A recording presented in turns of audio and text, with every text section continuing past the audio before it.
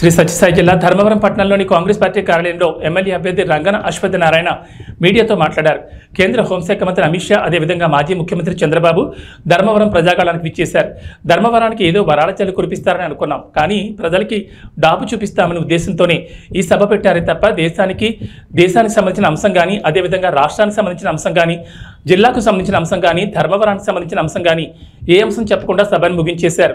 ఆశలన్నీ నిరాశలైపోయాయని అమిత్ షా, చంద్రబాబు పర్యటనపై కాంగ్రెస్ పార్టీ రంగన అశ్వత్థనారాయణ మండిపడ్డారు. మేము పరిచయాలు లేవు అని చెప్పలే. జాతీయ కార్యదర్శి గారు ఇక్కడ అభ్యర్థిగా నిలబడి నా బలుపు, నా వాపు, నా యొక్క ఉందాతనం, పెద్ద గొప్పతనం ధర్మవరం ప్రజలకి డాబు చూపిద్దామనే ఉద్దేశంతోనే ఈ సభ పెట్టారు తప్ప దేశానికి సంబంధించిన అంశం కానీ, అదేవిధంగా రాష్ట్రానికి సంబంధించిన అంశం కానీ, జిల్లాకి సంబంధించిన అంశం కానీ, ధర్మవరానికి సంబంధించిన అంశం కానీ ఏ ఒక్క అంశం కూడా చెప్పకుండా సభని ముగించేశారు.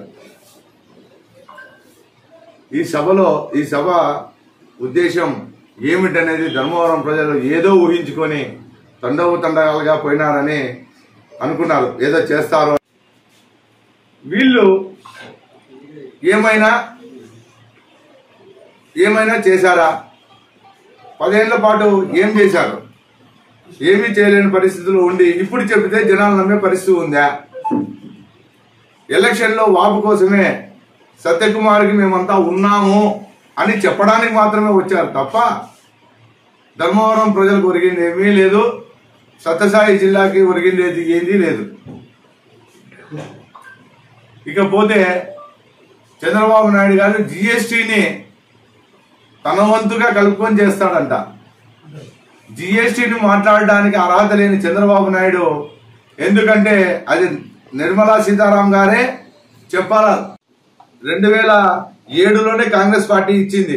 ఇంకా ఏమైనా తక్కువ అయితే నేను గెలిచిన వెంటనే చేయాల్సిన ప్రతిపదం పని సత్యసాయి వాటర్ని, ఇక్కడ మనకు తాడిమేరలో ఉన్న వాటర్ని మనం సత్యసాయి వాటర్ని మనం ధర్మవరానికి రప్పించడానికి వాటర్ ట్యాక్స్ ఎగ్జంప్షన్ ఇప్పిస్తా. అదే విధంగా ఆయన తెప్పిస్తాడంట,